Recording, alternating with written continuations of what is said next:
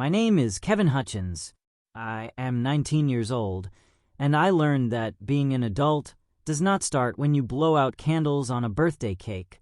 It starts when you walk into a room and see someone you love suffering, and you realize that you are the only person willing to do something about it. It starts when you understand that sometimes the people who are supposed to protect the vulnerable are the ones exploiting them instead. My story begins on my 18th birthday. I woke up that morning thinking about all the things being 18 meant. I could vote. I could buy lottery tickets. I could sign contracts without parental permission. I could legally be considered an adult in the eyes of the law. It felt like a milestone, like crossing some invisible threshold into a new version of myself. My parents took me out to dinner that night. Nothing fancy, just the Olive Garden near our house in suburban Cleveland. It was a Tuesday evening, and the restaurant was only half full. We got seated in a booth near the back, the kind with the red vinyl seats that stick to your legs in summer. The waitress brought bread sticks, and my mom immediately took 3, even though she always complained about carbs. 18 years old, my dad said, raising his water glass. "Where did the time go, Maria?" "I cannot believe it," my mom said, and there were already tears in her eyes. She got emotional about everything. Commercials, greeting cards, the thought of me eventually moving out for college. My baby is an adult now. "I am still the same person I was yesterday," I said, smiling. "Nothing magical happened at midnight." "But legally, everything is different," my dad said. "You can vote now. You can serve on a jury. You can sign contracts. You have rights and responsibilities you did not have 24 hours ago." Looking back, I should have paid more attention to that statement, to the way he emphasized sign contracts, to the way he and my mom exchanged a look across the table. But I was 18 and hungry and thinking about the tour of Italy dish I was going to order. I was thinking about my friends and the party they were throwing for me this weekend. I was thinking about college applications and whether I would get into Ohio State like I hoped. I was not thinking about legal contracts or responsibilities or the fact that my parents might have an agenda beyond just celebrating my birthday. The waitress came back and took our orders. My mom got chicken Alfredo. My dad got some kind of steak. I got the tour of Italy because it came with lasagna and fettuccine and chicken parm all on one plate. We talked about normal things. School. My job at Best Buy. Whether I was going to try out for the community theater production of West Side Story, even though I could not sing very well.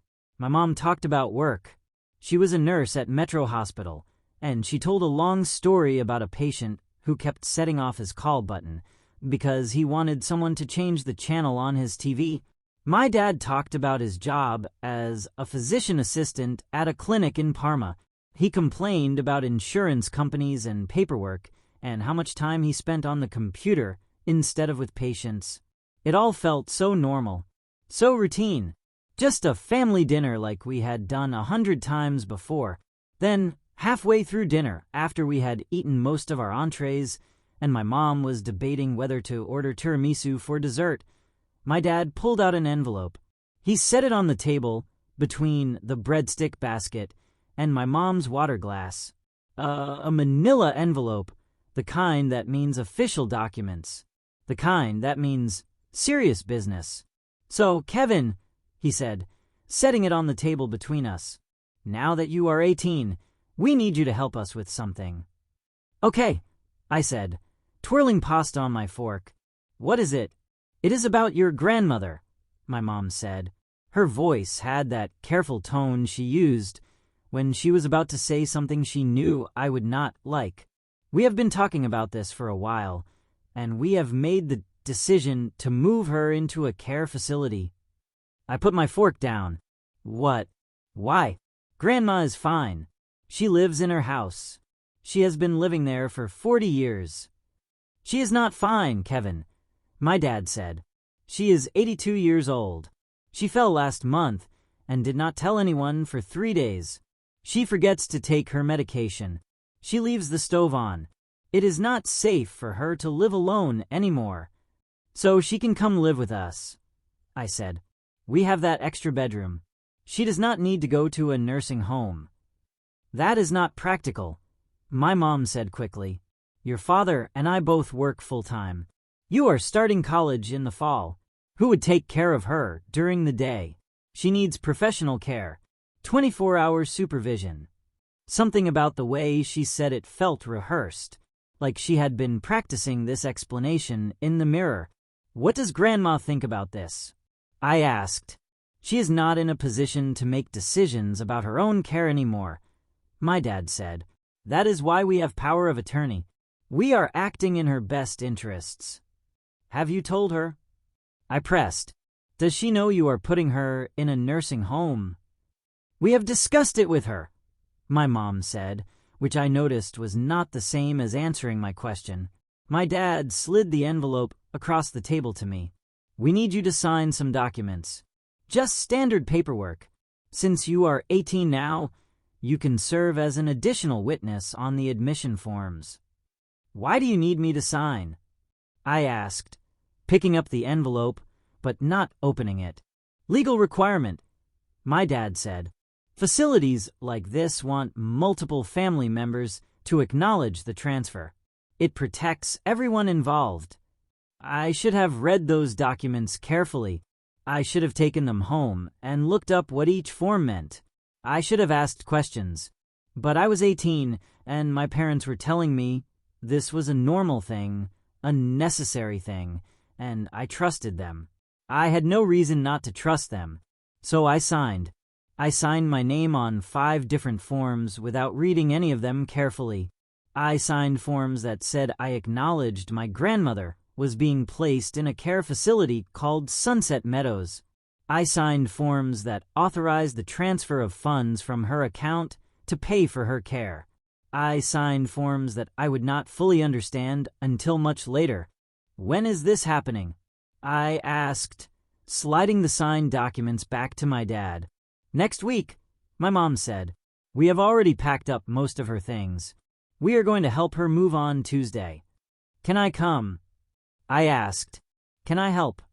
That is not necessary, my dad said quickly. It is going to be emotional enough without adding more people to the mix.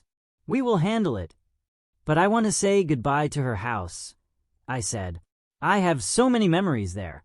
That house is like a second home to me. You can visit her at Sunset Meadows, my mom said. Anytime you want. It is not like she is going away forever. But it felt like she was going away forever. It felt wrong. Everything about this conversation felt wrong. But I was 18, and I did not know how to articulate why I felt uneasy. I did not have the language for the red flags I was seeing. So I nodded and finished my birthday dinner and told myself my parents knew what they were doing. They moved Grandma the following Tuesday while I was at my part-time job at Best Buy. When I got home that evening and asked how it went, my mom just said it was fine and that Grandma was settling in nicely. My dad said we would visit her on Sunday. Sunday came, and my dad said Grandma needed more time to adjust. The next Sunday, my mom said she had come down with a cold and visitors would just stress her out. The Sunday after that, they said they had already gone to see her during the week, and she was doing great. No need for me to come along. 3 weeks passed. Then 4. I kept asking to visit Grandma, and my parents kept coming up with reasons why now was not a good time. She was tired. She was having medical tests done. She had other visitors. The facility had restricted visiting hours. There was always something. By the 5th week, I stopped asking and just looked up the address myself. Sunset Meadows Care Facility was about 40 minutes from our house, in a town called Maple Heights. Their website looked professional. Smiling elderly people in a garden. Clean, bright rooms. Staff in crisp uniforms. The tagline read, "Where your loved ones receive the care they deserve." I called and asked about visiting hours. The woman on the phone said visitors were welcome any time between 8 in the morning and 8 at night. No restrictions. No appointments necessary. Just sign in at the front desk. So my parents had been lying to me. That realization sat in my stomach like a stone. Why would they lie about when I could visit? What did they not want me to see? I decided to go on my own. I did not tell my parents. I just took a Saturday afternoon, told them I was going to hang out with friends, and drove to Sunset Meadows instead. The facility looked nothing like the website. The building was old, a converted office complex painted a dingy beige. The parking lot had potholes. The sign out front was faded and missing letters. It read Sons T. Amadeus Care F.A. Illity. I parked and walked to the front entrance. The automatic doors were broken, propped open with a rubber doorstop. Inside, the lobby smelled like urine and industrial cleaner fighting a losing battle against each other. The walls were painted that specific shade of institutional green that seemed designed to be depressing. The furniture was cheap plastic chairs bolted to the floor. A woman sat behind a desk, reading a magazine. She did not look up when I walked in. "Excuse me," I said. "I am here to visit my grandmother, Ruth Hutchins." The woman sighed, like I was deeply inconveniencing her, and flipped through a binder. "Room 214. Sign in here." She pushed a clipboard toward me. I signed my name and the date. I noticed the sheet was supposed to have columns for time in and time out, but nobody had been filling those in. Some of the signatures were dated from 3 weeks ago. "Elevators are down the hall," the woman said, going back to her magazine. The elevator took forever to arrive, and when it did, it smelled worse than the lobby. I held my breath and pressed the button for the second floor. The elevator lurched upward with a grinding sound that made me wonder if it was going to make it. The second floor hallway was dimly lit. Half the fluorescent bulbs were burned out. The floor was sticky under my shoes. Somewhere down the hall, someone was screaming, just screaming over and over, and nobody seemed to be doing anything about it. I found room 214. The door was partially open. I knocked softly and pushed it open further. "Grandma," I said. The room was small. 2 beds separated by a thin curtain. Medical equipment I did not recognize. A window with blinds that were half broken. And in the bed closest to the door, my grandmother. I almost did not recognize her. Grandma had always been a big woman. Not fat, just solid, strong. She used to garden for hours in the summer, lifting bags of soil and pushing a wheelbarrow around her yard. She had wide shoulders and capable hands and a laugh that filled a room. The woman in that bed was not my grandmother. This woman was skeletal. Her arms were thin as branches. Her face was hollow, cheekbones jutting out sharply. Her hair, which had always been carefully styled, was matted and greasy against her skull. "Grandma," I said again, stepping closer. She opened her eyes. It took her a moment to focus on me. When she did, tears immediately started running down her face. "Kevin." Her voice was hoarse, weak. "Kevin, is that really you?" "Yeah, Grandma, it is me," I said. I pulled a chair close to her bed and sat down, taking her hand. Her skin felt like paper. I could feel every bone in her hand. "How are you doing?" "Get me out of here," she whispered. "Please, Kevin, you have to get me out of here." My stomach dropped. "What do you mean? Are you not being treated well?" "They do not feed me enough," she said. "I am so hungry, Kevin. All the time. They bring a tray 3 times a day, but it is not enough food. When I ask for more, they say I already ate. But I am still hungry." I looked at her, really looked at her. She had always been about 170 pounds. A sturdy, healthy woman. She could not weigh more than 120 pounds now. She had lost 50 pounds in 5 weeks. "When was the last time they brought you food?" I asked. "This morning. Breakfast. It was oatmeal and half a banana and some juice. I ate it all. But that was hours ago, and I am so hungry now. I looked at my watch. It was 3 in the afternoon. They have not brought you lunch. They said lunch was at noon, but nobody came. I rang the call button, but nobody came. I looked at the call button cord hanging from the wall next to her bed. I pressed it. Nothing happened. No light, no sound, no indication that anyone knew she needed help. I do not think it works, Grandma said. I have been pressing it for days. Nobody comes. I stood up and went to the door. I looked up and down the hallway. I did not see any staff. Not a single person. Just elderly people in beds, and the distant sound of someone still screaming. Grandma, have you been getting your medication? I asked, coming back to her bedside. I do not know, she said.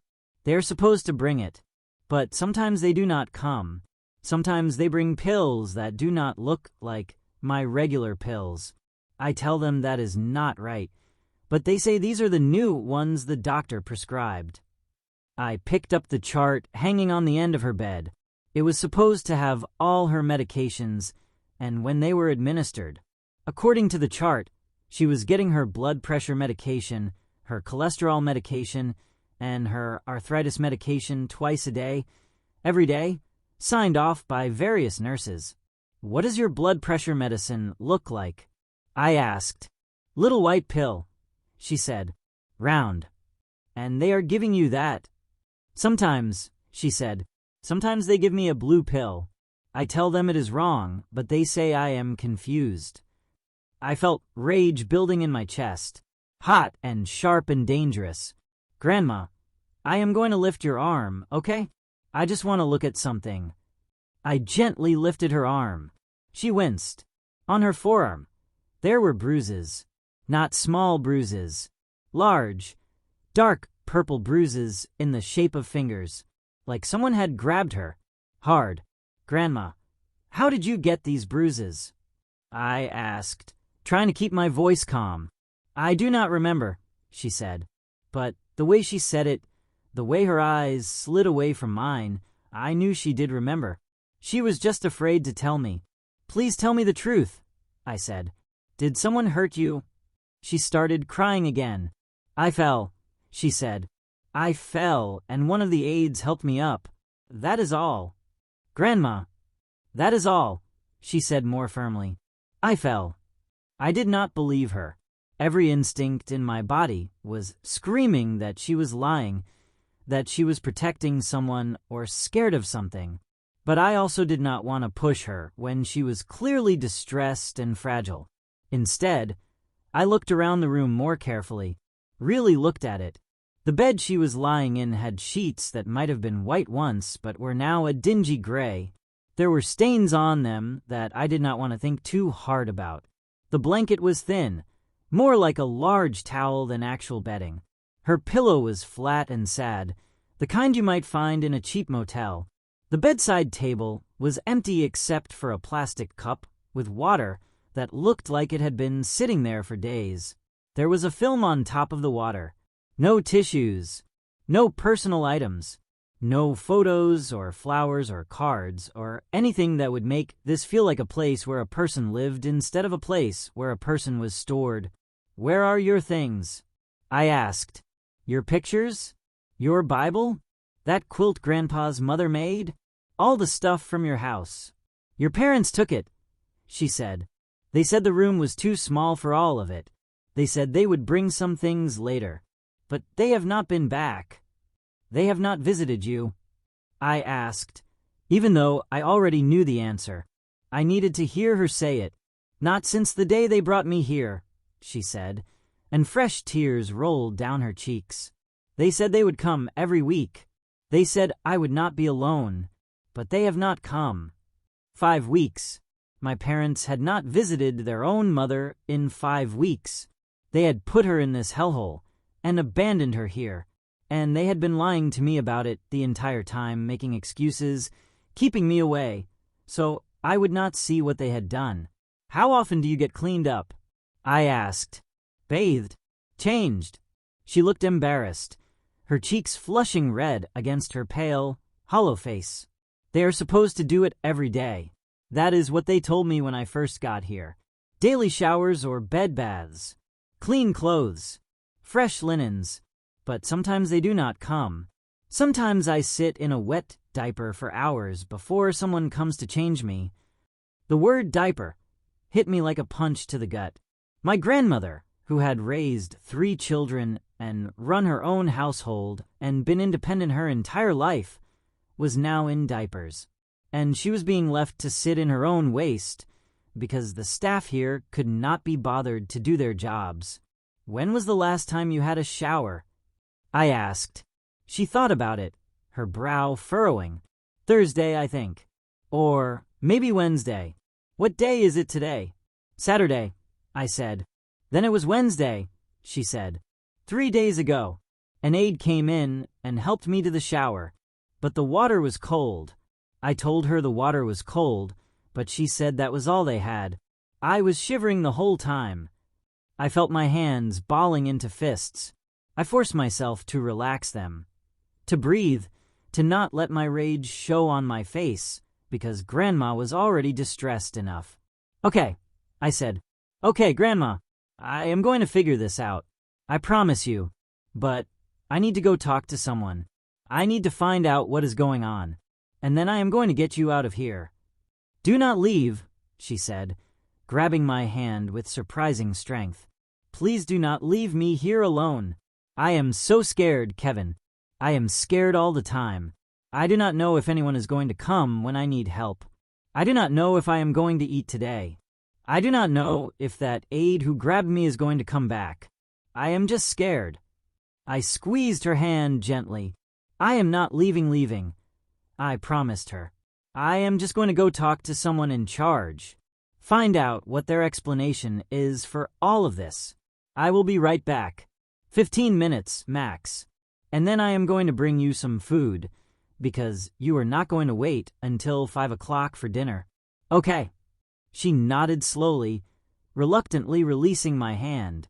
I kissed her forehead, shocked by how hot her skin felt. Was she running a fever? Was that being monitored? Did anyone here even care? I walked out of room 214 and stood in the hallway for a moment, just trying to process what I had seen. My grandmother was dying in there. Maybe not today or tomorrow, but she was dying. The malnutrition, the lack of basic care, the stress and fear, it was killing her as surely as any disease. I started walking down the hallway, looking for anyone who worked here. I passed room after room. Some doors were open. I tried not to look, but I could not help it. In one room, an elderly man was calling out, help me," over and over. Nobody came. In another room, a woman was lying in a bed that was clearly wet. The smell was unmistakable. How long had she been lying there like that? I finally found what looked like a nursing station at the end of the hall. There was a desk with a computer and stacks of papers, but nobody was there. I looked around. Where was everybody? Where were the nurses, the aides, the staff that were supposedly providing 24-hour care? I walked back to the elevators and went down to the first floor. The same woman was still behind the front desk, still reading her magazine. I walked up to her, and she still did not look up until I was standing right in front of her desk. "I need to speak to whoever is in charge," I said. My voice came out harder than I intended, with an edge of fury I could not quite control. "My grandmother in room 214 is not being cared for properly. She has not been fed. Her medication is wrong. She has bruises on her arms. This place is a nightmare." The woman finally looked up at me. She had the most bored expression I had ever seen on a human face. "You can file a complaint form." "I do not want to file a form," I said, my voice getting louder. "I want to speak to the director of this facility right now." "She is not here on Saturdays," the woman said, looking back down at her magazine. "Then who is in charge when she is not here?" "The charge nurse, I guess." "Get me the charge nurse. Now." She sighed dramatically, like I was asking her to climb a mountain instead of pick up a phone. She made a call, said a few words I could not hear, then hung up. She will be here in a minute. So I waited. I stood there at that desk, watching the woman read her magazine, listening to the distant sounds of people calling for help that nobody was answering. I checked my watch. 5 minutes passed, then 10, then 15. Finally, a woman in scrubs walked up to the desk. She looked to be in her 40s, tired and annoyed. Her scrubs were wrinkled and had stains on them. Her hair was pulled back in a messy ponytail. "I am Brenda, the charge nurse," she said. "What is the problem?" "The problem is my grandmother has not been fed today. The problem is her call button does not work. The problem is she has bruises on her arms, and she is clearly not receiving proper care. The problem is every single thing about this place." "What room?" Brenda asked in a tone that made it clear she had had this conversation many times before and did not particularly care about my complaints. 214, Ruth Hutchins. She pulled out a tablet and scrolled through something, taking her time. "According to our records, Mrs. Hutchins received breakfast at 7:30, lunch at noon, and her medications at 8 this morning and 2 this afternoon." "That is not true," I said, and I could feel my control slipping. "I just came from her room. She told me she has not eaten since breakfast, and that was just oatmeal and half a banana. She is starving. She has lost at least 50 pounds since she got here 5 weeks ago. She is wasting away." "Sir, many of our residents have difficulty with appetite," Brenda said in that condescending tone that immediately made me want to scream. "We cannot force them to eat if they refuse food. We can only provide the meals and encourage them to eat." "She is not refusing food," I said, my voice rising. "She is begging for food. She is hungry. There is a difference between refusing to eat and not being fed. If you have concerns about her care, you are welcome to file a formal complaint," Brenda said, clearly trying to end this conversation. "But I can assure you that we follow all state regulations and guidelines. We are a licensed facility. Can I see the kitchen?" I asked. "Can I see where you prepare the meals? Can I see what you are actually feeding these people?" "Family members are not allowed in the kitchen for health code reasons," she said. "Then can you at least send some food up to my grandmother right now? She has not eaten since breakfast. She is elderly and frail, and she needs to eat more than once every 8 hours. We do not have food available outside of regular meal times," Brenda said. "But dinner will be served at 5. She can eat then." It was 3:15. They were telling my grandmother to wait almost 2 more hours for food when she was already starving and had lost 50 pounds. "This is unacceptable," I said. "I want to move my grandmother out of this facility. Today. Right now." "You will need to discuss that with whoever has power of attorney," Brenda said. "We cannot release a resident without proper authorization from their legal guardian or power of attorney." "I am family," I said. "I am her grandson. I should be able to take my own grandmother home." "Not without power of attorney," she said firmly. "Now, if you will excuse me, I have patients to attend to." She turned and walked away. Just walked away while I stood there shaking with fury and helplessness. I wanted to grab her and shake her and make her understand that she was enabling abuse, that she was part of a system that was killing vulnerable people. But I was 18 and she was an authority figure, and I did not know what my rights were or what I could legally do. So I watched her disappear back into wherever she had come from, and then I turned and walked out of that building. But I did not leave. I got in my car and drove to the nearest fast food place, a McDonald's about 2 miles away.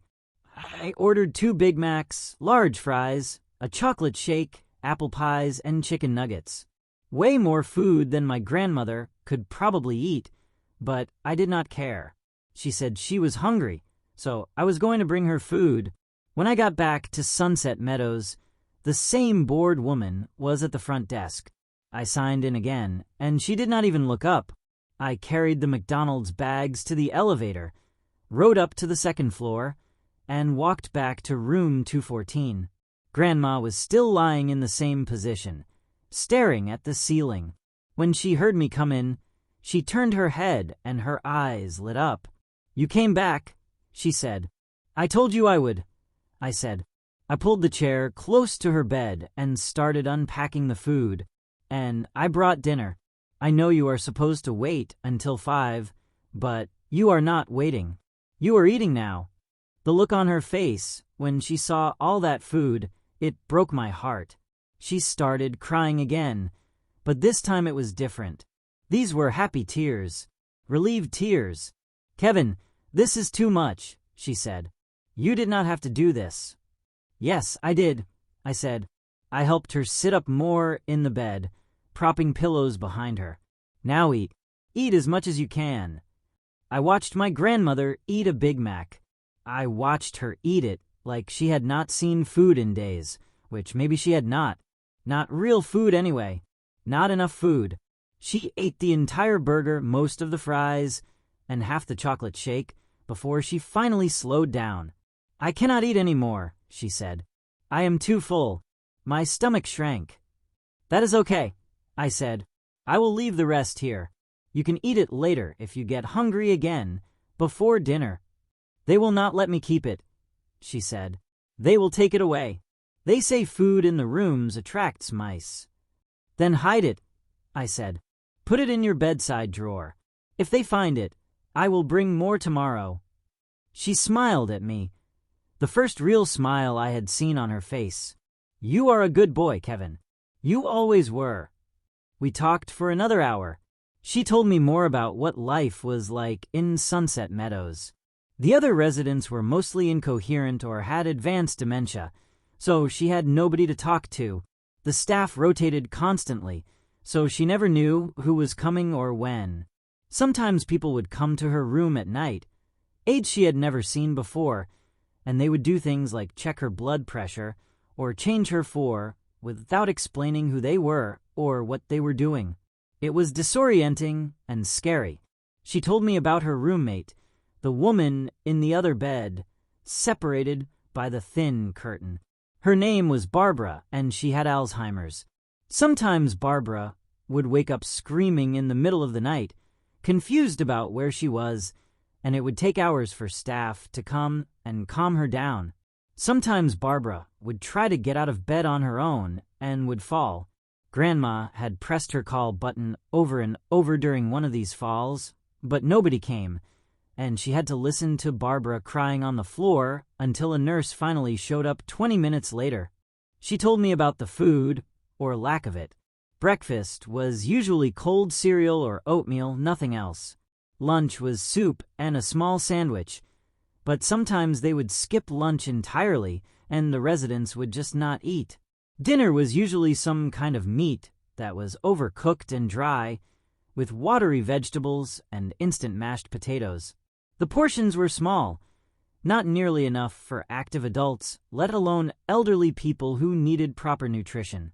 She told me about the medications, how they would sometimes give her pills that did not look right, and when she questioned it, they would get irritated and tell her she was confused. How they had tried to give her pills meant for her roommate Barbara on 3 different occasions. How she was pretty sure she was not getting all of her prescribed medications, even though the chart said she was. The more she talked, the angrier I got. This was not just neglect. This was systematic abuse. This was a business that was taking money from families and providing substandard care at best and dangerous care at worst. And families were probably paying thousands of dollars a month for this. Which reminded me, "Grandma," I said carefully, "this place is expensive, right? How much does it cost per month?" "I do not know exactly," she said. "Your father handles all of that. He has power of attorney over my finances. But I think he mentioned it was quite expensive. $8,000 a month, I think he said. $8,000. I looked around the room again, at the broken blinds, the dirty floors, the insufficient staffing, the missed meals. This place did not look like anywhere that cost $8,000 a month. This place looked like somewhere that should be shut down by the health department. Does the money come from your account? I asked. From your savings? Yes, she said. From the money your grandfather and I saved our whole lives. We were very careful with money, Kevin. We did not spend frivolously. We saved and invested and made sure we would be taken care of in our old age. Your grandfather had a good pension from the post office, and when he died, his life insurance and the pension survivor benefits all came to me. I have been living off that and our savings for the past 6 years since he passed. How much do you have saved? I asked, then immediately felt guilty for asking. I am sorry, that is personal. You do not have to tell me. It is okay, she said, patting my hand. I trust you, Kevin. You are here. You came for me when nobody else did. The last time I checked, which was right before your parents moved me here, I had about $200,000 in savings and investments, plus my monthly Social Security check and the pension survivor benefit. $200,000. At $8,000 a month, that would last just over 2 years. But I was betting that was not the real math. I was betting my parents were lying about more than just the visiting schedule. I stayed with Grandma until visiting hours ended at 8. We watched TV together on the small television mounted high on the wall. We talked about memories from when I was little, about my grandfather who had died when I was 12, about her plans for when she got out of this place. Because she was getting out. I was going to make sure of that. I did not know how yet, but I was going to save her from this place. When I finally left, I stopped at the front desk one more time. I need to know the actual cost of care here, I told the Board magazine woman. What is the monthly rate for a resident? She looked at me like I had grown a second head. That depends on the level of care and the room type. A shared room. Basic care. What is the rate? She pulled out a folder and ran her finger down a price list. $3,500 a month for a semi-private room with standard care. $4,500 for a private room. $6,500 for memory care. $3,500, not $8,000. The math hit me like a truck. My parents were stealing $4,500 every single month from my grandmother. $54,000 a year. They had been doing this for 5 weeks so far, which meant they had already stolen over $22,000. And they planned to keep doing it until either she died or her money ran out. My hands were shaking when I got back to my car. I sat in the driver's seat for a long time, just breathing, trying to calm down enough to drive home safely. But I could not calm down. I was too angry, too horrified, too disgusted by what my own parents had done. They had put their own mother in a hellhole. They were stealing from her. They were letting her starve and suffer and waste away. And they were lying to me about all of it, keeping me away so I would not discover their scheme. This was not just neglect or a bad decision. This was calculated. This was planned. This was evil. And I was going to stop it. I did not care what it cost me. I did not care that I was only 18 with no legal authority. I did not care that my parents would be furious with me. I was going to save my grandmother, whatever it took. That is all, she said more firmly. I fell. I did not believe her. But I also did not want to push her when she was clearly distressed. Instead, I looked around the room. Her bedside table was empty except for a plastic cup with water that looked days old. No tissues, no personal items, no photos or flowers or anything that would make this feel like a space where she lived instead of a place where she was warehoused. Where are your things? I asked. Your pictures? Your Bible? All the stuff from your house. Your parents took it, she said. They said the room was too small for all of it. They said they would bring some things later, but they have not been back. They have not visited you. I asked. Not since the day they brought me here, she said. They said they would come every week, but they have not come. 5 weeks. My parents had not visited their own mother in 5 weeks, and they had been lying to me about it the entire time. How often do you get cleaned up? I asked. Bathed? Changed? She looked embarrassed. They are supposed to do it every day, but sometimes they do not come. Sometimes I sit in a wet diaper for hours before someone comes to change me. I felt sick, actually physically sick. My grandmother, who had raised my dad, who had babysat me when I was little, who had taught me how to bake cookies and how to play chess, was sitting in her own waste because the staff at this facility could not be bothered to do their jobs. Okay, I said, making a decision. Okay, Grandma, I am going to go talk to someone. I am going to find out what is going on, and then I am going to get you out of here. Do not leave, she said, grabbing my hand. Please do not leave me here. I am not leaving, I said. I am just going to talk to someone in charge. I will be right back. I promise. I kissed her forehead and walked out of the room. I went back to the elevator and down to the first floor. The same woman was still behind the desk, still reading her magazine. I need to speak to whoever is in charge, I said. My voice came out harder than I intended. My grandmother in room 214 is not being cared for properly. She has not been fed. Her medication is wrong. She has bruises on her arms. The woman did not even look up. You can file a complaint form. I do not want to file a form, I said. I want to speak to the director of this facility right now. She is not here on Saturdays, the woman said. Then who is in charge when she is not here? The charge nurse, I guess. Get me the charge nurse. The woman sighed dramatically and picked up a phone. She had a brief conversation, then hung up. She will be here in a minute. I waited and waited. After 15 minutes, a woman in scrubs walked up to the desk. She looked tired and annoyed. I am Brenda, the charge nurse, she said. What is the problem? The problem is my grandmother has not been fed today. The problem is her call button does not work. The problem is she has bruises on her arms, and she is clearly not receiving proper care. What room? Brenda asked. 214. Ruth Hutchins. She pulled out a tablet and scrolled through something. According to our records, Mrs. Hutchins received breakfast at 7:30, lunch at noon, and her medications at 8 this morning and 2 this afternoon. That is not true, I said. I just came from her room.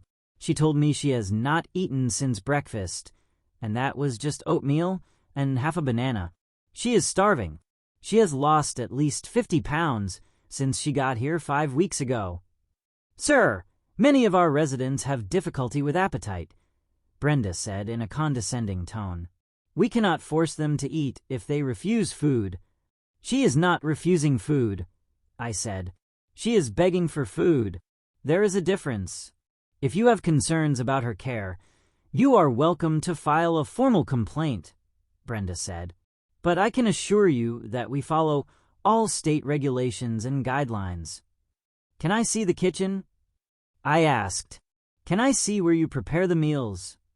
Family members are not allowed in the kitchen for health code reasons, she said. Then can you at least send some food up to my grandmother right now? She has not eaten since breakfast. We do not have food available outside of regular meal times, Brenda said, but dinner will be served at 5. It was 3:15. They were telling my grandmother to wait almost 2 more hours for food when she was already starving. This is unacceptable, I said. I want to move my grandmother out of this facility. You will need to discuss that with whoever has power of attorney, Brenda said. We cannot release a resident without proper authorization. I am family, I said. I should be able to take my own grandmother home. Not without power of attorney, she said. Now if you will excuse me, I have patients to attend to. She walked away. Just walked away while I stood there shaking with fury. I went back upstairs. Grandma was lying in the same position, staring at the ceiling. When I came in, she looked at me hopefully. I am working on it, I told her. But Grandma, I need to know something.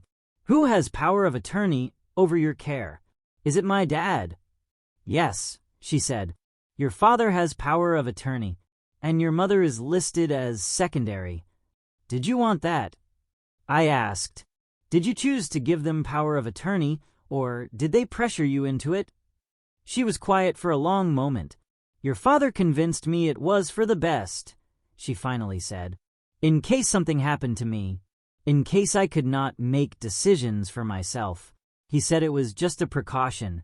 I did not think he would actually use it to put me somewhere like this against my wishes. Did you tell him you did not want to come here? I told him I wanted to stay in my house, she said. I told him I could take care of myself. But he said it was already decided. He and your mother had already chosen this place. He said it was what was best for me. But you did not want to come here, I pressed. No, she said quietly. I did not want to come here. But they made me. I felt something shift inside me, a line being crossed. My parents had not just made a well-intentioned mistake about my grandmother's care. They had forced her into this place against her will, and they were keeping her here in these conditions while lying to me about visiting her. Grandma, I said carefully, this place is expensive, right? How much does it cost per month? I do not know exactly, she said. Your father handles all of that, but I think he mentioned $8,000 a month. $8,000. I looked around the room, at the broken blinds, the dirty floors, the broken call button, the complete absence of staff. This place did not look like anywhere that cost $8,000 a month. This place looked like somewhere that should be shut down by the health department. Does the money come from your account? I asked. Yes, she said. From my savings. I have been saving my whole life. Your grandfather and I, we were very careful with money. When he died, he left me his pension and his life insurance. I have enough to take care of myself. How much do you have saved? I asked, then immediately felt bad for asking. I am sorry, you do not have to tell me. That is personal. It is okay, she said. I trust you, Kevin. The last time I checked, which was before I came here, I had about $200,000 in savings. $200,000. $8,000 per month would drain that in just over 2 years. But that was only if the money was actually going to the facility. If my parents were lying about other things, were they lying about that too? Okay, I said. Grandma, I am going to figure this out. I promise you. But I need to go home and do some research. I will come back tomorrow, and I am going to bring you some food, okay? You are a good boy, Kevin, she said. I always told your father he should be more like you. I kissed her forehead again and left. On my way out, I stopped at the front desk. I need to know the actual cost of care here, I said to the magazine woman. What is the monthly rate? She looked at me like I had grown a second head. That depends on the level of care and the room type. A shared room. Basic care.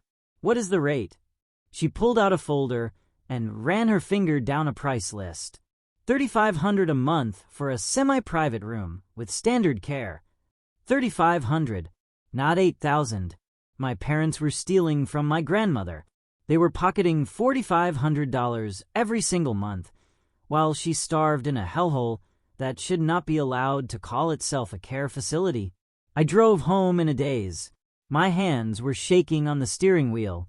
By the time I pulled into the driveway, I had made a decision. I was going to confront my parents. I was going to demand answers.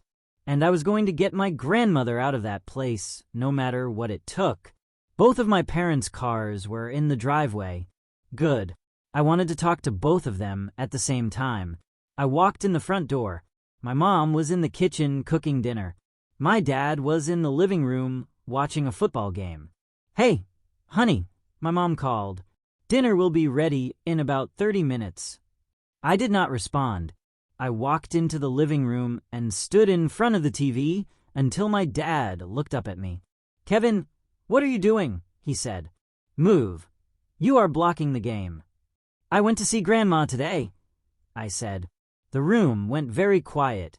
My mom appeared in the doorway from the kitchen. You what? My dad said. I went to Sunset Meadows, I said. I visited Grandma, and I saw what you put her in. Kevin, my mom started. She has lost 50 pounds, I said. She is starving. She is covered in bruises. Her call button does not work. The staff does not check on her. She sits in dirty diapers for hours. She has not been bathed properly in days. That place is a nightmare. You should not have gone without telling us, my dad said, standing up. You do not understand the full situation. Then explain it to me, I said. Explain to me why Grandma is in a place like that. Explain to me why you have not visited her in 5 weeks, even though you told me you were going every week. Explain to me why that facility costs $3,500 a month, but you told Grandma it costs $8,000. I watched the blood drain from my father's face. My mother's mouth opened and closed, but no sound came out. You are stealing from her, I said. You are stealing $4,500 every single month from your own mother while she suffers in that hellhole. It is not like that, my dad said, but his voice had lost all its confidence. All that authority he usually carried was gone. He looked like a man who had been caught red-handed. We are not stealing. We are managing her finances. There are other expenses. What expenses? I demanded, my voice rising. What could possibly justify what you are doing? What could possibly explain why you put her in the cheapest, most horrific nursing home you could find and then tell her it costs $8,000 a month? What are you spending that extra money on? My mom started crying, actually crying, tears running down her face. Kevin, you do not understand how expensive things are. Your father and I, we are drowning in debt. Medical school loans, the mortgage, your college fund. We needed. My college fund. I interrupted her. You are stealing from Grandma to pay for my college? Are you insane? Do you think I want to go to college knowing it cost my grandmother her health and dignity? That is not fair, my dad said, his voice getting defensive now. Angry. We have been struggling financially for years. Years, Kevin. I make decent money as a PA, but it is not enough. Your mother's nursing salary is not enough. We have been living paycheck to paycheck, trying to maintain this lifestyle, trying to give you everything you need. I do not need anything if it means Grandma suffers, I shouted. I would rather live in a cardboard box than have 1 penny that came from stealing from her. Watch your tone, my dad said. You are still living under my roof. You do not get to talk to me like that. Your roof that you are paying for with Grandma's money? I shot back. How much of this house did she pay for? How much of our bills are being paid with the money you are stealing from her every month? We are not stealing, my mom said desperately. We have power of attorney. We are legally allowed to manage her finances. Managing her finances is not the same as stealing from her, I said. Managing her finances would be making sure her money is spent on her care, on a facility that actually takes care of her, on her needs, not yours. She has dementia, my dad said. She does not know the difference. She would not even understand where the money is going. She does not have dementia, I said. You diagnosed her with dementia without any actual testing because it gave you an excuse to take control of her money. She is completely lucid, Dad. She knows exactly what day it is. She remembers everything. She is sharp as a tack. The only thing that is wrong with her is that she is being neglected and abused in that facility you stuck her in. You spend an hour with her, my dad said dismissively. I have been her son for 53 years. I think I know better than you whether she has dementia. Then why have you not had her tested? I challenged. If you are so sure she has dementia, why have you not taken her to a specialist? Why have you not gotten an actual diagnosis from an actual neurologist instead of just deciding on your own that she cannot make her own decisions? Silence. They had no answer to that. You did not get her tested because you knew she would pass. I said. You knew a real doctor would say she is fine, and then you would not have an excuse to control her money. This is ridiculous. My dad said. You are 18 years old. You do not know anything about elder care or finance, or what it takes to manage someone's affairs. You are a child playing at being an adult. I am adult enough to see that what you are doing is wrong, I said. I am adult enough to know that putting your mother in a facility where she is starving and getting bruises and sitting in her own waste is abuse. I am adult enough to know that stealing her money is a crime. We had to sell our house. My mom blurted out. The housing market is down. We got less than we hoped for. We needed that extra money from her care payments to make up the difference. You sold her house. The words barely came out. I felt like I had been punched in the stomach. You sold Grandma's house? The house she lived in for 40 years? Did she agree to that? Another heavy silence. Did she agree to sell her house? I asked again, slower this time. She was not in a position to make that decision. My dad said carefully. That is not what I asked. I said. I asked if she agreed. Did you ask her if she wanted to sell her house? Did you tell her you were going to sell it? Or did you just do it without her permission because you have power of attorney? We made the decision that was best for everyone involved, my dad said. Best for you, I said. Not best for her. Best for you and your debt and your lifestyle. How much did you sell her house for? When neither of them answered, I raised my voice. How much? $320,000, my mom whispered. I felt dizzy. $320,000. Where is that money now? They looked at each other. That look again. That guilty look. Where is the money from selling my grandmother's house? I asked, enunciating every word. It is in an account, my dad said vaguely. What account? Whose account? Ours, my mom admitted, but it is being held in trust for her. We are managing it. When she needs something, we use that money. To pay your mortgage? I asked. To pay your credit card bills? To fund your lifestyle, while she starves in a $3,000 a month hellhole that you are telling her costs $8,000. You do not understand, my dad said, and now he was angry too. Really angry. His face was red, and his hands were clenched into fists. You do not understand the pressure we have been under, the debt, the stress. Your mother and I have been killing ourselves trying to provide for this family, trying to give you opportunities, trying to maintain some semblance of a decent life. And yes, we made some decisions about your grandmother's care that maybe were not ideal, but we did what we had to do. You did not have to steal from her, I said. You did not have to put her in a place where she is being abused. You had choices. You could have put her in a decent facility for the actual amount it costs. You could have used her money for her care instead of your bills. You could have downsized your lifestyle instead of sacrificing her well-being. Easy for you to say, my dad snapped.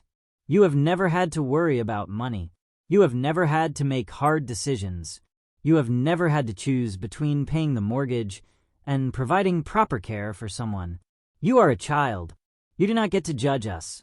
I am not a child, I said. I am 18. I am an adult, and I get to judge you when you are committing elder abuse. I get to judge you when you are stealing from your own mother. I get to judge you when you are letting her suffer so you can keep your comfortable life. Get out, my dad said. His voice was shaking with rage. Get out of this house. If you think you are such an adult, if you think you know better than we do, then get out. You do not get to live under our roof and disrespect us like this. Fine, I said. I will leave, but not before I tell you that I am going to fix this. I am going to get Grandma out of that place. I am going to make sure you cannot steal from her anymore. I am going to report you to Adult Protective Services. I am going to do whatever it takes to protect her from you. You have no legal standing, my dad said coldly. I have power of attorney. You are just a grandson with no authority. You cannot do anything. Watch me, I said. If you leave this house, my dad called after me as I turned toward the stairs. Do not bother coming back. You are either with this family or you are against us. You choose. I stopped on the stairs, turned around and looked at him. At both of them. My parents. The people who had raised me, who had taught me right from wrong, who were now standing in their comfortable living room, in their house that was being paid for with stolen money, telling me I had to choose between them and doing what was right. Then I guess I am against you, I said. I went upstairs to my room. My hands were shaking as I pulled out my backpack and a duffel bag. I started throwing in clothes. Not everything, just enough for a few days. My laptop, my phone charger, my wallet, my birth certificate and social security card from the filing cabinet where my mom kept important documents. I had a feeling I was going to need those. I could hear my parents arguing downstairs. My mom was crying loudly now. My dad's voice was raised, angry, defensive. I caught fragments of their conversation. Told you this would happen. Not my fault. What if he actually reports us? He would not dare. Adult Protective Services. We did not do anything wrong. I finished packing and carried my bags downstairs. My parents were in the kitchen now. Neither of them looked at me as I walked past. My mom was sitting at the table with her head in her hands. My dad was standing by the sink, staring out the window. I did not say goodbye. I just walked out the front door, threw my bags in my car, and drove away. I did not know where I was going. I just knew I could not stay in that house for another second. Could not sleep under the same roof as people who would do what they had done. Could not pretend everything was normal when my grandmother was suffering and they did not care. I ended up at Tyler's house. Tyler had been my best friend since 6th grade. His family had always been kind to me. When I showed up on their doorstep with bags and a shell-shocked expression, Tyler's mom took one look at me and said, "Come in, honey. Whatever it is, we will figure it out." I told them everything. About Grandma, about Sunset Meadows, about the stolen money, about the confrontation with my parents. Tyler's parents listened without interrupting, and by the time I finished, Tyler's mom was crying too. "That is elder abuse," she said. "Kevin, what your parents are doing is a crime. You did the right thing leaving. You did the right thing standing up for your grandmother." "But I do not know what to do now," I said. "My dad is right. I do not have any legal authority. I am just her grandson. I cannot make medical decisions for her. I cannot access her finances. I cannot move her out of that place. All I can do is visit her and watch her suffer." "You can report it," Tyler's dad said. "Adult Protective Services. The police. Someone needs to investigate what is happening. And you can stay here as long as you need to." Tyler's mom added, "We have the guest room. You are not going back to that house. Not if your parents are going to treat you like that for doing the right thing." I stayed in Tyler's guest room that night, lying awake, staring at the ceiling, trying to figure out what to do next. My grandmother was trapped in that place. My parents had legal control over her life and her money. I was 18 with no power and no resources. But I was not going to give up. I was not going to let them destroy her. I was going to fight. I did not know how yet, but I was going to save her. Whatever it took, even if it meant losing my family, even if it meant going to war with my own parents, even if it meant throwing away my own future to protect hers. She had taken care of me when I was young. She had loved me unconditionally. She had been there for every important moment of my childhood. Now it was my turn to be there for her. Now it was my turn to fight. And I was just getting started. "It is not like that," my dad said, but his voice had lost all its confidence. "We are not stealing. We are managing her finances. There are other expenses." "What expenses?" I demanded. "What could possibly justify what you are doing?" "We had to sell her house to pay for the facility," my mom said quietly. "The housing market is down. We got less than we hoped. We need that extra money to make up the difference." "You sold her house," I said. "The house she lived in for 40 years. Did she agree to that?" Silence. "Did she agree to sell her house?" I asked again. "She has power of attorney," my dad said. "We made the decision that was best for everyone involved." "Best for you mean?" I said. "Best for you and your bank account. How much did you sell her house for?" "That is not your concern," my dad said. "Tell me," I said. "How much?" $320,000, my mom said. "The house was appraised at $360, but in this market—" "Where is that money now?" I asked. Neither of them answered. "Where is the money from selling my grandmother's house?" I asked again. "It is in an account," my dad said vaguely. "Being managed appropriately." "It is in your account," I said. It was not a question. I knew. I could see it in their faces. "You sold her house and put the money in your account. On top of the $4,500 a month you are skimming from her care payments. You are bleeding your own mother dry." "Kevin, you do not understand adult finances," my mom said. "This is complicated." "It is not complicated," I said. "It is theft. It is elder abuse. And I am not going to let you do it anymore." "You are 18 years old," my dad said, his voice getting angry now. "You do not get to tell us what to do. I am her son. I have power of attorney. I am making the decisions that are best for her." "Best for her," I said. "She is starving. She is covered in bruises. She is begging to get out of there. How is any of that best for her?" "She needs professional care," my mom said. "We cannot provide that at home." "Then put her in a real care facility," I said. "Put her somewhere that actually takes care of patients, instead of warehousing them until they die. Use her actual money instead of stealing it." "Get out," my dad said. "Get out of this house. You do not get to come in here and disrespect us like this. We are your parents." "And she is your mother," I shot back. "But that did not stop you from abusing her." I turned and walked toward the stairs to my room. "If you leave this house," my dad called after me, "do not bother coming back. You are either with this family or you are against us." I stopped on the stairs, turned around and looked at him. "Then I guess I am against you," I said. I went upstairs and started packing. Clothes, laptop, phone, charger, important documents. Everything I could fit in my backpack and a duffel bag. I heard my parents arguing downstairs, my mom crying, my dad's voice getting louder and louder. I did not care. I was done. Done with their lies. Done with their excuses. Done with watching them hurt someone I loved while pretending it was for her own good. I carried my bags downstairs. My parents were in the kitchen. Neither of them looked at me as I walked past them and out the front door. I threw my bags in the back seat of my car and drove away. I did not have a plan. I did not know where I was going. I just knew I could not stay in that house for another minute. I ended up at my best friend Tyler's house.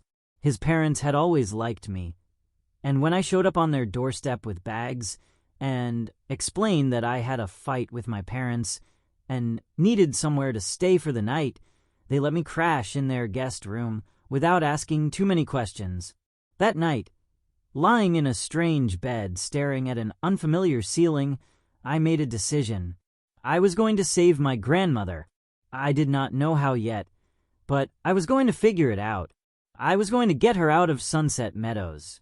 I was going to find her somewhere safe. I was going to stop my parents from stealing from her. I was going to do whatever it took, even if I had to do it alone, even if I was just 18 years old with no power of attorney and no legal authority. Even if I had no idea what I was doing, I was going to save her, because nobody else would. The next morning, I woke up early and started researching. I used Tyler's laptop to look up everything I could find about elder abuse, power of attorney, and nursing home regulations. What I found made me even more angry. Sunset Meadows had multiple violations on record with the state health department: inadequate staffing, medication errors, unsanitary conditions. They had been fined repeatedly, but never shut down. The reviews online were horrific. Families talking about their loved ones losing weight, developing bed sores, being left in soiled clothes for hours. This was not a secret. This was a known problem. And my parents had put my grandmother there anyway. They had chosen the cheapest, worst facility they could find so they could pocket the difference. I also found out that having power of attorney did not give my parents unlimited power. They were supposed to act in my grandmother's best interests. If they were stealing from her or putting her in unsafe conditions, that was grounds to challenge the power of attorney. But challenging it required lawyers, courts, money I did not have. I was 18 with a part-time job at best, by making $12 an hour. I had about $2,000 in savings from working over the past 2 years. That was nowhere near enough to fight a legal battle. I needed help, real help, from someone who knew what they were doing. I started making calls. First, I called Adult Protective Services and reported the situation. I explained what I had seen at Sunset Meadows. The woman I spoke to said she would send someone to investigate, but it could take several weeks my grandmother did not have. Next, I called legal aid. I was transferred 4 times before I finally got someone who could help. A lawyer named Patricia who specialized in elder law. I explained the entire situation: the nursing home, the bruises, the stolen money, the power of attorney. "This is definitely elder abuse," Patricia said when I finished. "Both physical abuse at the facility and financial abuse by your parents. The question is what you want to do about it." "I want to get my grandmother out of there," I said, "and I want to stop my parents from stealing from her." "Okay," Patricia said. "Here is what we can do. First, we file an emergency petition with the court to remove your grandmother from the facility based on unsafe conditions. That is relatively straightforward, especially if Adult Protective Services backs us up with their investigation. Second, we challenge your father's power of attorney on the grounds that he is not acting in your grandmother's best interests. That is harder, but given the evidence of financial exploitation, we have a solid case." "How long will that take?" I asked.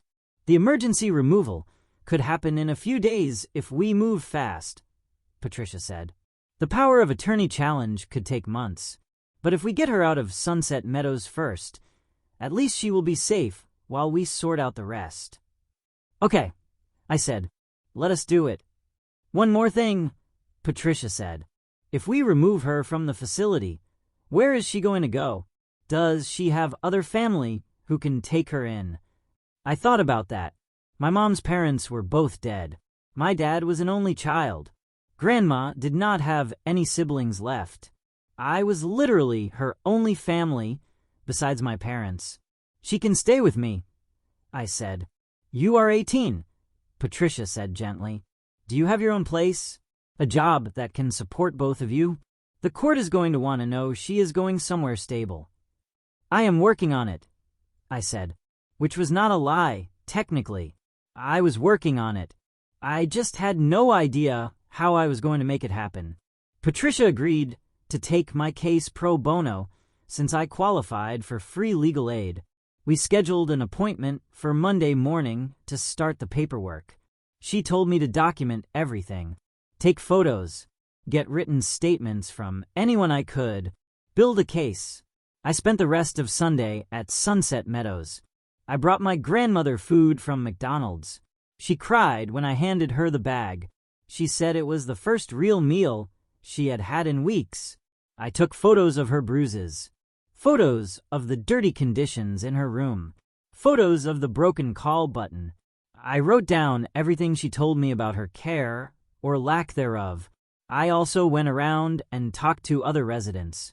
Some of them were too far gone with dementia to give coherent answers, but others confirmed what my grandmother was experiencing. Missed meals, rough handling by staff, medication errors. One woman showed me bed sores on her back that were so infected I could smell them. "Why does your family leave you here?" I asked her. "My daughter says this is all she can afford," the woman said. "She says I should be grateful I am not on the street." How many people were in here because their families did not care or could not afford better? How many were suffering while their relatives pretended everything was fine? I left Sunset Meadows that day feeling like I had seen something I could not unsee, a system that was broken, a place where vulnerable people were sent to die slowly, while the people who were supposed to protect them looked the other way. On Monday morning, I met with Patricia. We spent 3 hours going over everything. She looked at my photos, read my notes, asked detailed questions about my grandmother's mental state and whether she was capable of expressing her own wishes. "Your grandmother is lucid and competent to make her own decisions," Patricia said. "That works in our favor. If she can tell the judge that she did not want to be placed in this facility and that she wants to leave, that is powerful testimony."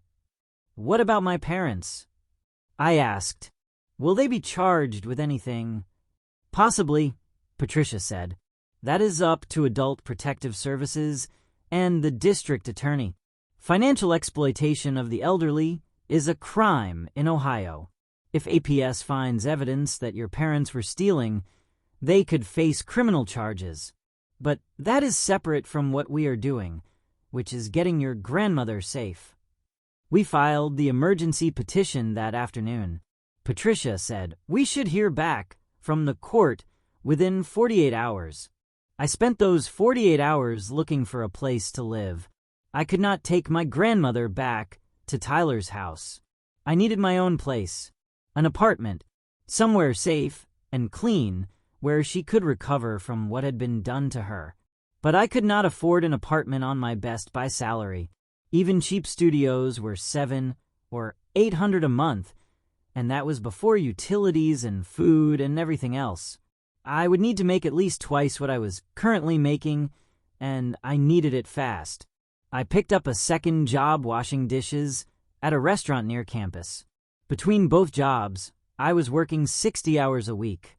It was not sustainable long term, but I only needed to do it long enough to save up first month's rent and security deposit. On Wednesday afternoon, Patricia called me. "The judge approved the emergency removal," she said. "We can pick up your grandmother tomorrow." "That fast?" I said. "The photos you took sealed it," Patricia said. "The judge took one look at those bruises and called them clear evidence of abuse. He issued an order removing her from the facility immediately. APS is going out there this afternoon to start their formal investigation." "Where does she go?" I asked. "I do not have an apartment yet. I am still saving up. Technically, she needs to go to a safe location approved by the court," Patricia said. "That usually means another care facility or a family member's home. Do you have anywhere she could stay temporarily while you sort out permanent housing?" I thought about Tyler's parents. They had been so kind to me, but I could not ask them to take in my elderly grandmother on top of letting me crash there. That was too much. Then I had another idea. "She has a friend," I said. "A woman named Dorothy who lives a few streets over from where Grandma used to live. They have been friends for like 40 years. Can she stay with a friend?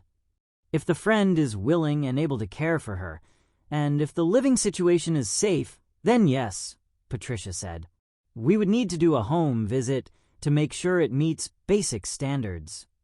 I called Dorothy. She was 79 years old herself, but sharp as a tack and living independently. I explained the situation.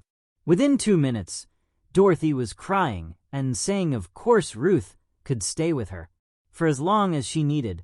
Patricia did a home visit that evening. Dorothy's house was small but clean and safe. She had a guest room with a comfortable bed. She was physically capable of helping my grandmother with basic activities of daily living. Most importantly, she genuinely cared about my grandmother and was horrified by what had happened to her. The next morning, Patricia and I went to Sunset Meadows with a court order. The facility staff were not happy. The director, a woman named Mrs. Chun, who I was meeting for the first time, tried to argue that removing my grandmother was dangerous and against medical advice. "Show me the medical advice," Patricia said calmly. "Show me the doctor's notes saying she needs to stay here." Mrs. Chin could not produce any such notes, because of course there were no notes. There was barely any medical care happening at all. We found my grandmother in her room. She was awake and alert. When I told her we were taking her out of there, she started crying. "Really?" she kept saying. "Really? I can leave." "Really, Grandma?" I said. "We are taking you right now." We did not have much to pack. Most of her things were still at my parents' house, which we would have to deal with later. We just grabbed the few items she had with her and wheeled her out in a wheelchair. The staff watched, but did not try to stop us. They knew they could not. The court order was ironclad. In the car on the way to Dorothy's house, my grandmother held my hand and did not let go. "Thank you," she kept saying. "Thank you, Kevin. You saved my life. You actually saved my life." "You do not have to thank me, Grandma," I said. "That is what family does." "Your father is not acting like family," I said firmly. "But I am, and I am going to make sure you are taken care of. I promise." We got her settled at Dorothy's house. The two old friends hugged and cried and held each other like they had been separated for years instead of weeks. Dorothy immediately started fussing over my grandmother, bringing her tea and cookies, and making up the guest bed with fresh sheets. "She is going to be fine here," Dorothy told me. "You did good, Kevin. You did real good." I went back to work, back to my 2 jobs and 60-hour weeks. I saved every penny. I applied for 3 more credit cards and got approved for 2. I looked at apartments every single day. Finally, 3 weeks after getting my grandmother out of Sunset Meadows, I found one. A 1-bedroom in a building about 2 miles from Dorothy's house. It was not much. $700 a month. Small and old, and the carpet was stained. But it was mine. It was safe, and it had enough space for my grandmother and me. I signed the lease the same day. Moved in 2 days later with almost no furniture. Just a mattress on the floor, a folding table, 2 chairs from Goodwill. But it did not matter. It was ours. A week later, I brought my grandmother to see it. She cried when she walked through the door. "You did this for me?" she said. "You got your own apartment, so I could have somewhere to live?" "Of course I did," I said. "I told you I was going to take care of you." "But you are so young," she said. "You should be out living your life, going to college, having fun with your friends, not taking care of an old woman." "Grandma," I said, sitting down next to her on the folding chairs, "you took care of me my entire childhood. You babysat me every day after school while my parents worked. You taught me how to read and how to cook and how to be a good person. You were there for every birthday and every holiday and every time I needed someone. Now it is my turn to be there for you." She squeezed my hand. "You are a better man than your father ever was." I did not argue with that. The legal battle with my parents took months. 4 long, exhausting months of court dates and depositions and motions and countermotions. They hired their own lawyer, an expensive one from a downtown firm, and fought every single step of the way. They claimed they had done nothing wrong, that they were managing my grandmother's money responsibly and in her best interests, that I was an ungrateful, rebellious child who did not understand the complexities of elder care or financial management, that I had turned my grandmother against them with lies and manipulation. But we had evidence, mountains of evidence, bank statements showing the payments from Grandma's account to Sunset Meadows, bank statements showing deposits into my parents' personal account that matched the difference between what they told Grandma the facility cost and what it actually cost. $4,500 every single month for 5 months. $22,500 in total. We had documentation of the sale of Grandma's house. $320,000 that went directly into my parents' account instead of into an account held in trust for her care. Documentation showing how they had used that money to pay off credit card debt, make mortgage payments, and fund their lifestyle, while telling my grandmother she was broke and could not afford better care. We had the photos I took at Sunset Meadows. Grandma's bruises, the dirty conditions, the broken equipment, the inadequate staffing. We had statements from other residents and their families about the abuse and neglect that was standard practice at that facility. We had medical records showing that Grandma had lost 53 pounds in 5 weeks, that she had developed a urinary tract infection from sitting in soiled diapers, that she had bed sores starting to form, that she was malnourished and dehydrated. We had Grandma's own testimony.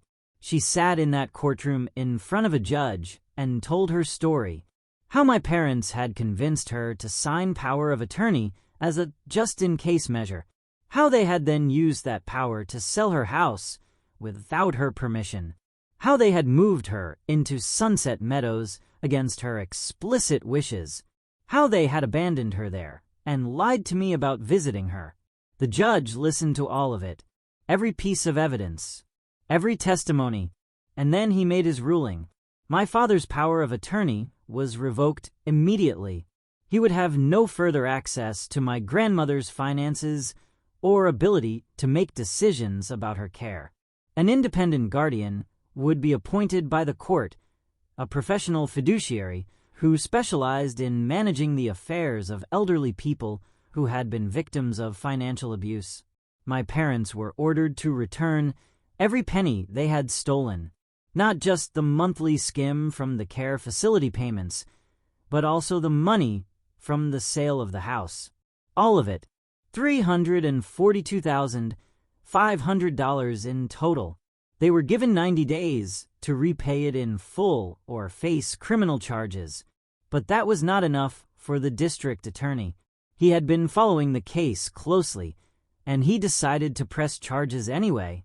Financial exploitation of the elderly, a 5th-degree felony in Ohio, punishable by up to 1 year in jail, and a fine of up to $2,500 per count. My parents both took plea deals. They pled guilty to 2 counts each. They got probation instead of jail time, 5 years each. They had to pay restitution. They had to complete community service. And they lost their nursing licenses. Both of them. My mom was a registered nurse. She had been working in healthcare for 28 years. My dad was a physician assistant. He had been in healthcare for 23 years. They could no longer work in either profession. They were banned from any job that involved caring for vulnerable populations or managing other people's finances. Their careers were over. Their reputations were destroyed. Word spread quickly in our community. The local news covered the case. Medical professionals charged with abusing elderly mother was the headline. Their names and faces were all over the papers and the local news websites. Friends stopped calling. Neighbors avoided them. They had to sell their house because they could not afford the mortgage payments anymore without their high-paying medical jobs. They ended up in a small apartment on the other side of town, both working retail jobs, trying to scrape together the money for restitution payments. I did not feel sorry for them. I know I was supposed to. They were my parents. I had loved them my whole life. But they had made their choices. They had chosen money over morals. They had chosen their comfort over their own mother's well-being. They had chosen to steal and lie and let someone suffer rather than live within their means. Those were their choices. The consequences were just the natural result of those choices. I have not spoken to them since the day I left their house. They tried to reach out a few times. Emails that went unanswered. Voicemails I deleted without listening. Cards sent to Tyler's address that I threw away unopened. They wanted to explain. They wanted to apologize. They wanted me to understand. But there was nothing to understand. There was no explanation that would make what they did acceptable. No apology that would erase the suffering they caused. I did not need to hear their justifications or their excuses. I needed to focus on Grandma, on helping her heal from what they had done to her. She lived with Dorothy for 6 weeks while I worked my 2 jobs and saved money. Dorothy was a saint. She fed Grandma 3 full meals a day. She helped her bathe every morning. She took her to doctor's appointments. She sat with her in the evenings and watched game shows and just kept her company. Under Dorothy's care, Grandma started to recover. She gained back 20 pounds in the first month. The bruises faded. The bed sores healed. She started smiling again, laughing, being herself. After 6 weeks, I had saved enough money for first month's rent, last month's rent, and a security deposit on a small 2-bedroom apartment. It was not much, $700 a month, in a building that was old and a little run down. But it was clean and safe. The landlady, Mrs. Patterson, was a widow who owned 3 buildings, and she was sympathetic to my situation. She cut me a break on the deposit and told me if I ever had trouble making rent, to come talk to her first before I stressed about it. I moved Grandma in with me. Dorothy helped us get set up. We did not have much furniture. 2 mattresses on the floor, 1 for each bedroom, a folding table, and 2 chairs from Goodwill. A small TV I bought at a pawn shop. Some pots and pans and dishes from the dollar store. That was it. But it was ours. It was home. And Grandma cried happy tears when she walked in for the first time. "You did this for me," she kept saying. "You got your own place, so I would have somewhere safe to live." "Of course I did," I told her. "You are my grandma. I love you. That is what family does." We settled into a routine. I worked my 2 jobs, 60 hours a week. Grandma stayed home and watched TV and read books from the library. She cooked dinner for us most nights, which made her happy because she loved to cook and had not been able to for so long. Simple things: spaghetti, meatloaf, chicken casserole, comfort food that filled our small apartment with smells that made it feel like home. Dorothy came by twice a week to check on us and to have dinner. She and Grandma would sit for hours talking about their old neighborhood, about people they had known, about memories from when they were younger. It was good for Grandma to have someone her own age to talk to, someone who understood what it was like to be old and to have your life change in ways you never expected. I did not go to college that fall like I had planned. I could not afford it. Between rent and utilities and food and helping Grandma with her medical bills, every penny I made went right back out. There was nothing left for tuition. But I did not mind. I had thought I would mind. I had spent years planning for college, working toward it, dreaming about it. But when the time came and I had to choose between my education and my grandmother's well-being, it was not even a choice. She needed me, so I stayed. I worked. I took care of her, and I did not regret it. The court-appointed guardian helped Grandma get her finances sorted out. It turned out that even after my parents had stolen from her and spent her money, she still had a decent amount left. About $90,000 in savings that they had not gotten to yet, plus the restitution money that was being paid back in monthly installments, plus her Social Security and pension benefits. It was enough to live on, not luxuriously, but comfortably. The guardian set up a budget and a system where Grandma got a monthly allowance for her needs, and I got a small salary for being her caregiver. $2,000 a month, which was more than I had been making working 60 hours at 2 crappy jobs. So I quit the dishwashing job. I cut my hours at Best Buy back to part-time, and I became Grandma's full-time caregiver. I took her to doctor's appointments. I helped her with her medications. I did the shopping and the cooking and the cleaning. I kept her company. I made sure she was safe and healthy and happy. And slowly, over months, she healed. Not just physically, but emotionally. The fear left her eyes. The sadness lifted. She started telling jokes again. Started teasing me about getting a girlfriend. Started talking about the future instead of just surviving the present. One day, about a year after I moved her out of Sunset Meadows, we were sitting at our folding table eating spaghetti, and she said, "You know what the worst part was?" "What?" I asked. "Thinking that nobody cared," she said.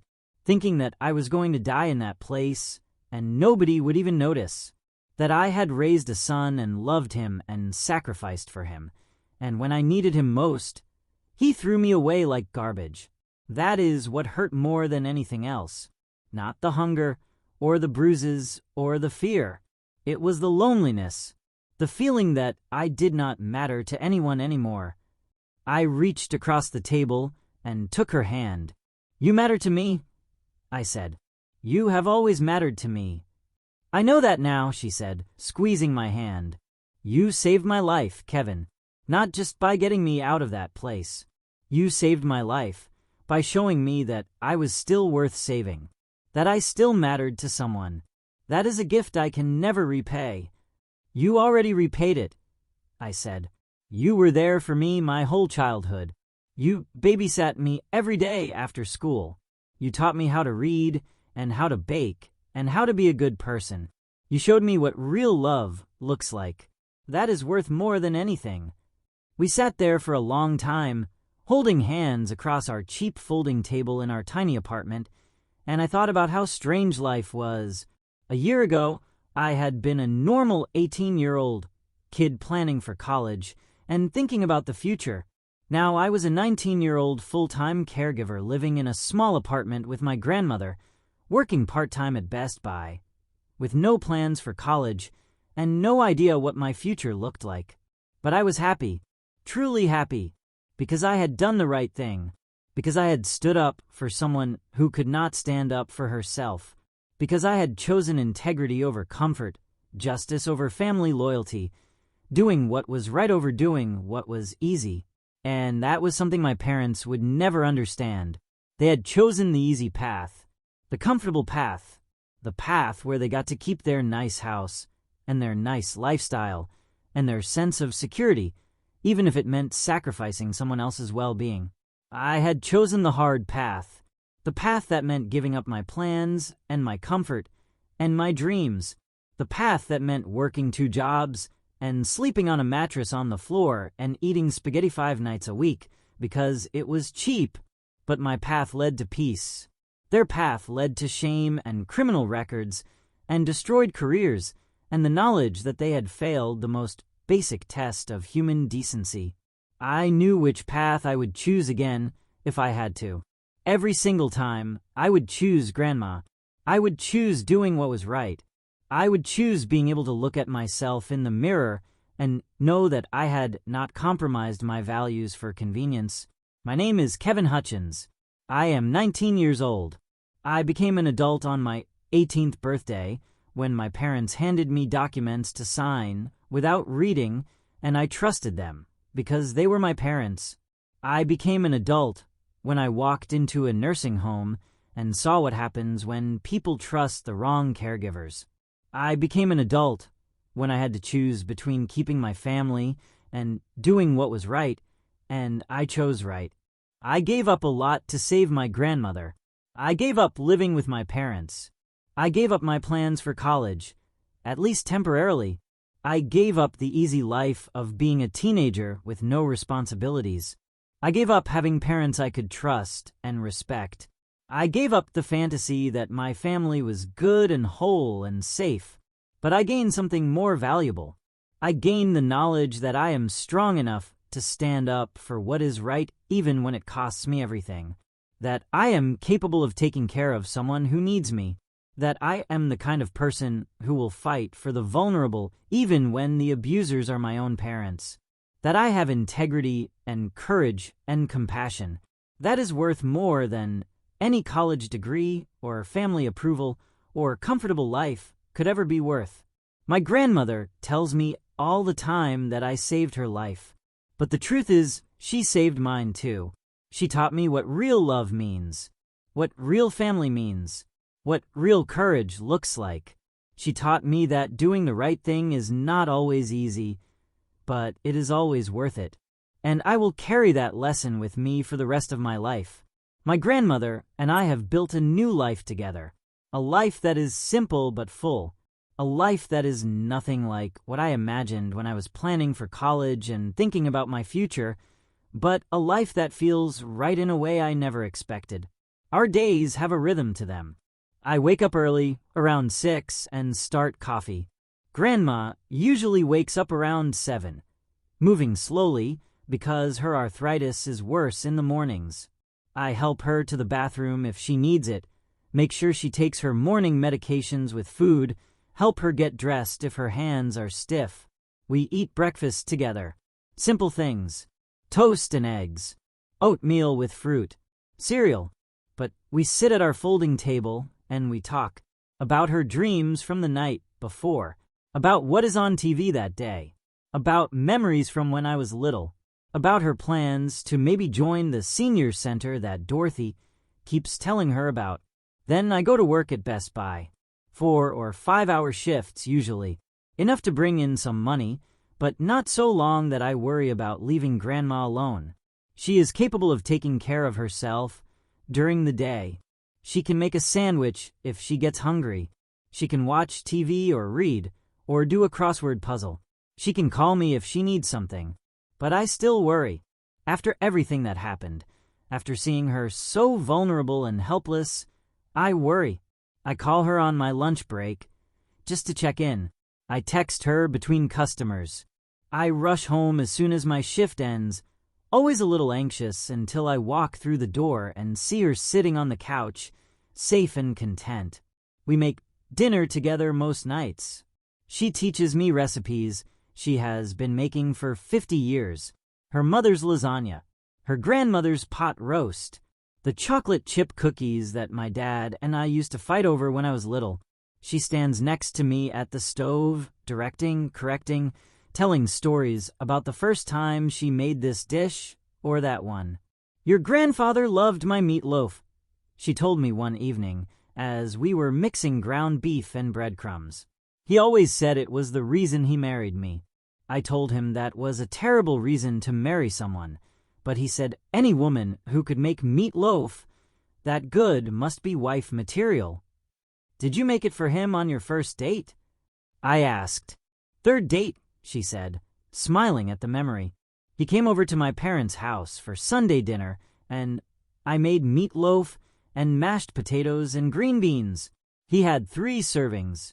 My mother was horrified that he was being so rude, eating so much, but I thought it was sweet. He proposed 4 months later. These stories are precious to me now in a way they never were before. Before, when Grandma told stories about Grandpa, I listened politely, but I did not really hear them. They were just old people stories. Nice, but not relevant to my life. Now I listen like she is giving me treasure, because she is. These stories are all we have left of Grandpa, all we have left of a life that was full and rich and built on love and sacrifice, and simple things like meatloaf that tasted like home. On weekends, Dorothy comes over for dinner. The 3 of us crowd around our little folding table and eat whatever Grandma and I made that week. Dorothy brings dessert, usually something from the bakery down the street, cookies or pie or cake. We eat too much and laugh too loud and play cards until late in the evening. Sometimes Dorothy's daughter comes too.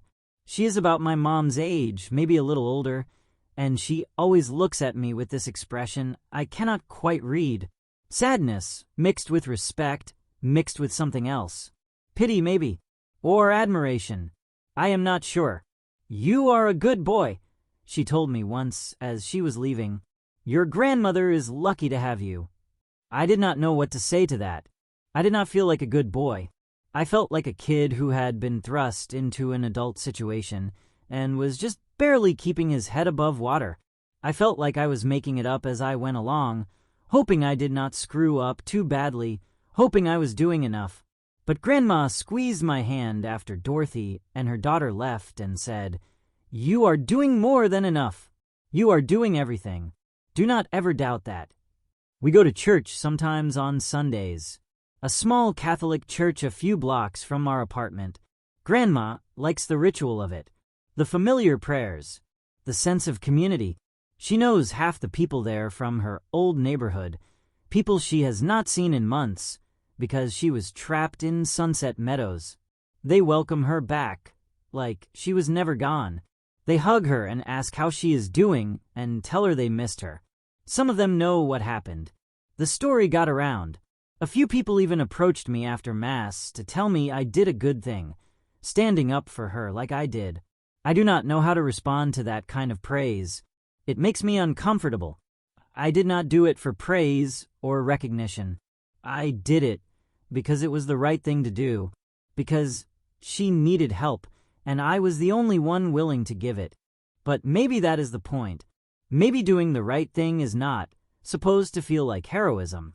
Maybe it is just supposed to feel like basic human decency, like the bare minimum of what we owe to the people we love. Grandma has been seeing a therapist. The court-appointed guardian arranged it, said it was important for her to process the trauma of what happened. At first she did not want to go. She said therapy was for crazy people, and she was not crazy. But I convinced her to try it, just once, just to see if it helped. Now she goes every Tuesday afternoon.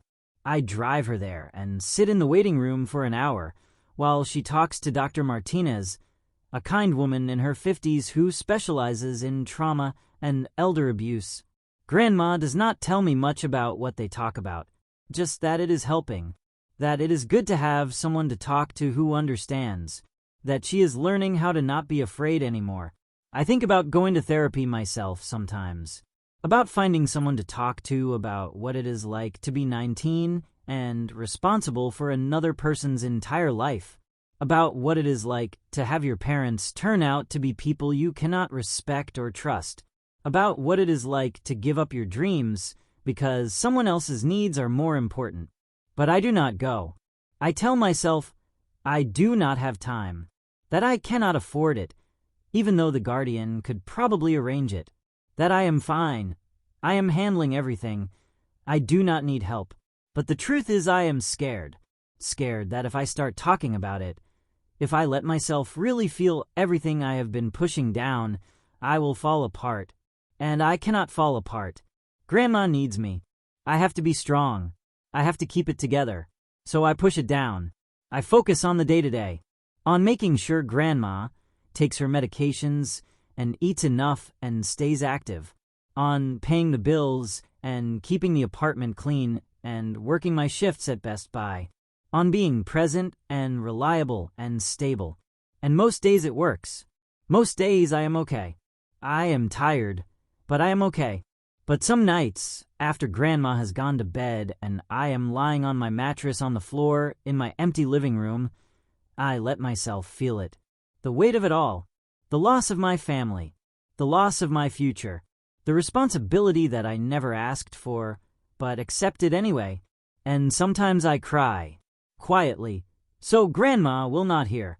Just letting it out. All the stress and fear and grief and anger that I carry around every single day. And then I get up the next morning and I make coffee and I help Grandma with her medications and I go to work and I keep going because that is what you do. That is what love is. Not the big dramatic gestures. The quiet, unglamorous work of showing up every single day. Tyler comes by sometimes. We are still friends, though it is harder now. He is at Ohio State, living in the dorms, going to parties, living the life I was supposed to be living. He tells me about his classes and his roommate, and the girl he is dating, and I am happy for him. I really am. But there is a distance now that was not there before, a gap between his life and mine that keeps growing wider. He is moving forward into adulthood in the normal way. I took a sharp left turn into a different kind of adulthood. One that does not include parties or dorm rooms or casual dating. You could still go to school, he told me last time he visited. Take online classes. Go part-time. You do not have to give up on college completely. I know, I said. Maybe eventually. But not right now. Right now, Grandma needs me. She's going to need you for a long time, Kev, Tyler said gently. Maybe forever. Are you going to put your life on hold forever? It is not on hold, I said. This is my life. This is what I chose. You were forced to choose, Tyler said. Your parents put you in an impossible situation. You should not have had to be the one to save her. But I was the only one who would, I said. So I did. And I do not regret it. And I do not. I really do not. Even when I am exhausted. Even when I am lonely. Even when I wonder what my life would look like if things had gone differently. I do not regret choosing Grandma. I do not regret doing what was right. Because I can look at myself in the mirror and know that I am a good person. That I have integrity. That when it mattered most, I chose love over comfort, justice over convenience. Doing what was right over doing what was easy. My parents cannot say that. They have to live with what they did for the rest of their lives. They have to live with the knowledge that they stole from an elderly woman, that they let her suffer, that they chose money over morals. They have to live with losing their son over it. I am not their son anymore. Not really. I am genetically related to them. I share their DNA. I have their last name. But I am not their family. Not in any way that matters. Family is supposed to protect you. Family is supposed to sacrifice for you. Family is supposed to choose your well-being over their own comfort. They did not do that for Grandma. So they are not her family. And they are not mine. Grandma is my family. Dorothy is my family. Tyler, who still calls me every week, even though our lives are completely different now, he is my family. Family is not about blood. It is about love, about loyalty, about showing up when it matters. And I showed up. I will keep showing up. Every single day for as long as Grandma needs me. That is what it means to be an adult. That is what it means to have integrity. That is what it means to be family. My name is Kevin Hutchins. I am 19 years old. I became an adult on my 18th birthday when my father shoved papers at me and asked me to sign without reading. When I walked into a nursing home and saw what happens when people trust the wrong caregivers. When I decided that I would rather lose my family than lose my integrity. I gave up a lot to save my grandmother. I gave up living with my parents. I gave up a traditional college experience. I gave up the ease of being a teenager with no responsibilities. But I gained something too. I gained the knowledge that I am strong enough to stand up for what is right. That I am capable of taking care of someone who needs me. That I am the kind of person who will fight for the vulnerable even when it costs me everything. That is worth more than any college degree or family approval or easy life could ever be. My grandmother tells me all the time that I saved her life. But the truth is, she saved mine too.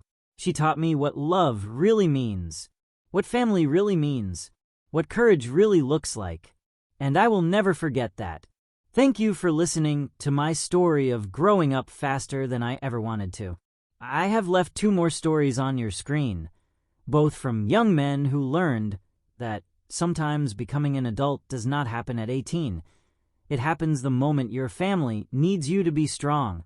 Click on whichever one speaks to you. And if you want to join our community of people who understand what it is like to be forced to grow up overnight, that notification bell is waiting. Until tomorrow, remember, age is just a number, but courage defines who you really are.